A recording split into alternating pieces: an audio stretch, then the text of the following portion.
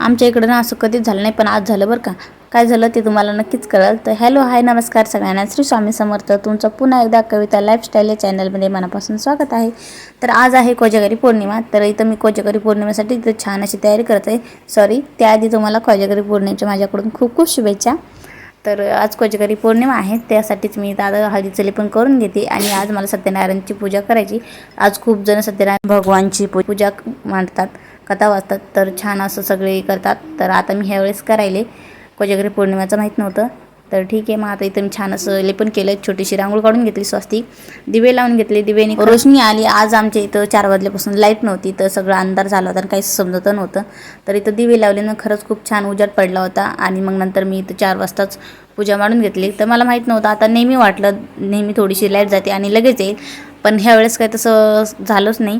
तर ह्यावेळेस लाईट गेली ना, आलीच नाही. तर मग आज कोजागरी पौर्णिमा, तर खूप काही करायचं राहतं कोजागरी पौर्णिमाला. तर तसं काही आमच्या अपेक्षा खूप जास्त होत्या, आम्हाला हे करायचं ते करायचं, पण लाईटीनं आमचं सगळं गेमच ओव्हर करून टाकला. पण म्हटलं जाऊ द्या, पण आम्ही काही सोडत नाही. आम्ही जर ठरवलं ना, आम्ही करतोच सगळे एकत्र येऊन. तर मग आता इथे मी सगळ्यांनी अगोदर सत्यनारायणची पूजा आपापल्या घरी करून घेतली. आता मी पण माझ्या घरी सत्यनारायण महाराजांची पूजा मांडून घेते. तर त्याआधी मी तर चौरंग घेतला, चौरंगावर सत्यनारायण महाराजांचा फोटो मांडला आणि त्यांची पूजा करून घेतली. तर आता इथं आपल्याला कळस मांडायचा होता. तर कळस म्हणजे आपल्याला भगवान कृष्णाची मूर्ती ठेवायची, त्यासाठीच तिथे मी फक्त पाण्याने कलश भरला. त्यामध्ये आपल्याला सुपारी, नाणं, हळदी कुंकू, फूल आणि अक्षदा टाकायचा. तर इथं मी स्वस्तिक काढून घेतली आणि लगेच मी त्याच्यामध्ये एक नाणं टाकलं, 1 रुपयाचं, सुपारी टाकली आणि हळदी कुंकू टाकलं, अक्षदा टाकला. तर नंतर आता मला विड्याची पानं आणायची होती. मी खूप जागेवर गेले होते दुकानात, पण मला काही भेटले नाही, म्हणजे कोणालाच भेटले नाही आज, कारण आज खूप जणांना लागतात, त्यामुळं लवकर संपून गेले. तर इथं मग आमच्या इथं सोसायटीमध्ये 2-3च्या घरी असे वेल आहे, तर मी तिथूनच पानं आणले. पण ते खूप छोटे होते आणि थोडेफार खराब होते, पण नसल्यापेक्षा म्हणलं आता काहीतरी करण्यापेक्षा जाऊ द्या, ठीक आहे. आता मग हेच पानं घेऊन आले. तर छोटे पानं होते ते, आता पाण्यानं ठेवलं वरती तर ते आतमध्ये जाऊन बसायचे, त्यामुळे मी काय केलं, मग असं साईडला ठेवलं आणि लगेच त्याच्यावर वाटी ठेवली.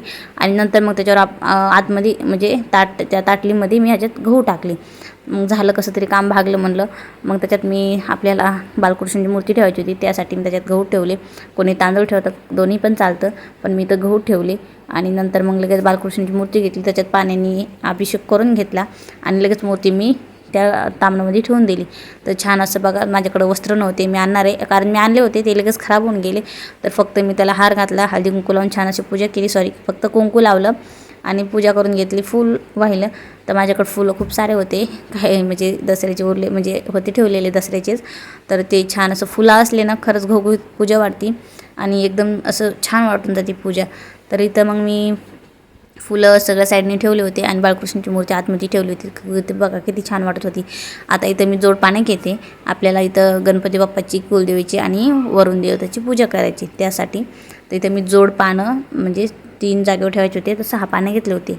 तर अशा प्रकारे मी छोटे छोटे पानं होते, तर ते जोड पानं ठेवून दिले 3 जागेवर.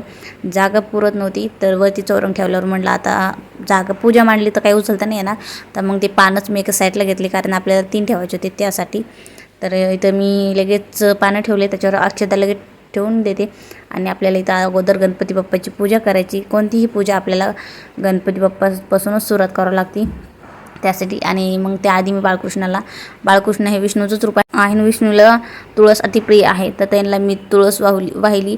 आणि तर मग आपल्याला गणपती बाप्पाची अगोदर पूजा करायची. तर गणपती बाप्पाचं मी आतुर शिष्य म्हणलं आणि ओम गणपती नमः असा मंत्र बनवूनच गणपती बाप्पाचं मी अभिषेक केला पाण्याने आणि छान असं सुपारी पुसून घेतली आणि लगेच अक्षता ठेवला, त्याच्यावर हळदी कुंकू वाहिलं आणि नंतर मग मी त्याच्यावर सुपारी ठेवली. सुपारीची हळदी कुंकू लावून पूजा केली आणि एक फूल वाहिलं. तर अशा प्रकारे मी 3 सुपारीची पूजा केली, गणपती बाप्पाची, कुलदेवीची आणि आपल्या वरुण देवताची. तर ठीक आहे. तर तुम्ही बघून घ्या, तुम्हाला तर माहीतच आहे सत्यनारायणची पूजा तुम्ही पण नक्कीच करत असाल. तर ठीक आहे, काही चुकलं असेल तर मला कमेंटमध्ये नक्कीच सांगा. तर अशा प्रकारे मी दुसरी पण सुपारीची पूजा करून घेतली, म्हणजे कुलदेवीची आणि वरुण देवतेची पण पूजा करून घेतली. नंतर मग आपल्याला घंटीची पूजा करायची राहते. तर मग मी इथं घंटीचं पण पाण्याने स्वच्छ धुवून घेतली, अक्षता ठेवलं, हळदी कुंकू वाहिलं आणि घंटीची पूजा करून घेतली. आणि नंतर मग मी शिरा बनवला होता प्रसादासाठी, ते पण मी त्याच्यावर तुळशीपत्र ठेवलं आणि मी नैवेद्य म्हणून ठेवलं. आणि नंतर मग धूप दीप ओढून घेतलं आणि एक केळ होतं माझ्याकडं, ते प्रसाद म्हणून ठेवलं. फळांचा पण नैवेद्य दाखवलं तर खूप छान राहतं.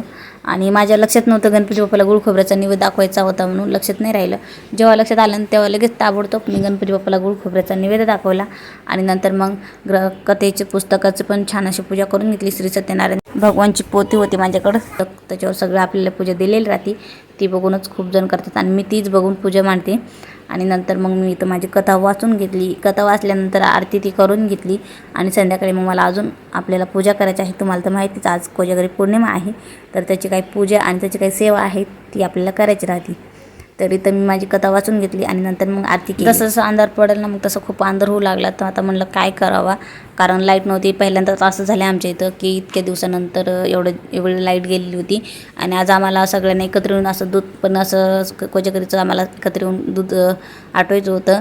कारण दरवर्षी करतात, पण मी ह्या वेळेसच मी सामील झाले यांच्यासोबत. ह्या दरवर्षी करतात आणि त्या टायमाला पण लाईटच नाही, असं केलं लाईटीने. तर मग इथं जाऊ द्या म्हणलं, आपण तर करूच म्हणलं, लाईट येऊ अगर नाही. पण नंतर लाईट आली तर सगळ्यांनी मग एकत्र येऊन असं सगळ्यांनी 1-1 लिटर दूध घेतलं. आम्ही 6-7 जणी होतो. आणि इथं मग लाईट गेल्यानंतर मग लेकरांचं तर मजाच राहते. मग लेकरं कुठं झोपणार, मग त्यांचं चालू होतं इथं अंधाराचा डान्स. नंतर मग लाईट आली तर म्हटलं चला आता संध्याकाळची इथं पूजा करून घ्यायची होती. 12 ते 12:30मध्ये आपल्याला सगळी सेवा करायची होती. त्यासाठीच मी इथं आधी पूजा मांडून घेतली 11:30ला. तर 10:30 पावणे 11 लाईट आली होती. तर मग 11:30ला मी इथं पूजा मांडून घेतली. तर आपल्याला इथं 2 सुपाऱ्या, महालक्ष्मीची, कुबेर देवताची आणि एक कोण्या देवाची, सॉरी मी नंतर सांगेल तुम्हाला, त्या देवाची आपल्याला पूजा करून घ्यायची होती.